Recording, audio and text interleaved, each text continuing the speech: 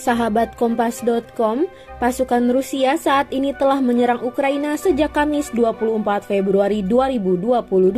Penyerangan ini memakan korban hingga 137 orang meninggal dunia, sementara 316 orang luka-luka.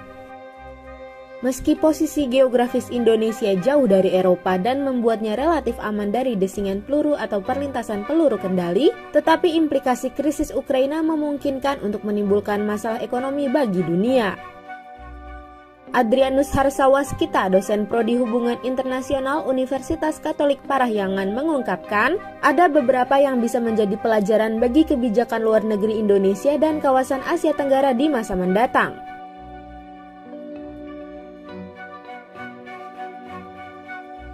Invasi Rusia ke Ukraina membuka luka lama dalam hubungan internasional yang selama ini dianggap abstrak. Masalah keamanan yang disebut Rusia adalah sesuatu yang abstrak, yang tidak real dan nyata.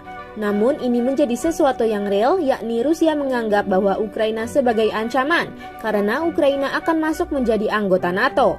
Keanggotaan ini artinya persenjataan, terutama peluru kendali NATO bisa ditempatkan di Ukraina. Inilah pelajaran pertama apa yang disebut sebagai masalah keamanan yang absah.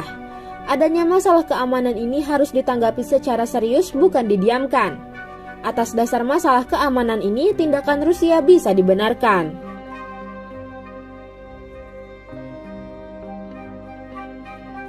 Pelajaran kedua adalah soal sejarah. Dalam beberapa pidato sebelumnya, Putin mengungkit bahwa Ukraina adalah bagian dari Rusia. Disebutkan bahwa Ukraina didirikan oleh kaum Bolshevik. Atas dasar ini, Ukraina adalah bagian sah dari Rusia. Invasi itu disebut diplomat Kenya dalam pertemuan darurat DKPBB sebagai nostalgia yang berbahaya. Pelajaran yang dapat diambil adalah harus berhati-hati pada klaim historis. Klaim historis hanya berdasarkan interpretasi pihak yang lebih kuat. Bahkan, klaim historis tidak didukung hukum internasional yang berlaku.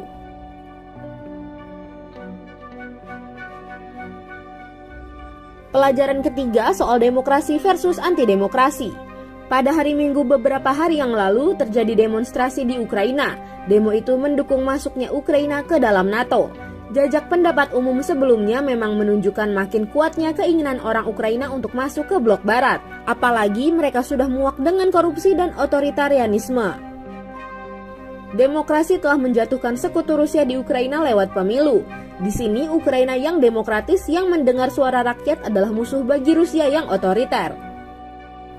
Dari ketiga pelajaran tadi, Indonesia dan ASEAN disebut seharusnya menghadapi lebih serius apa yang disebut sebagai masalah keamanan yang absah, soal argumen historis, dan keberpihakan soal demokrasi versus anti-demokrasi.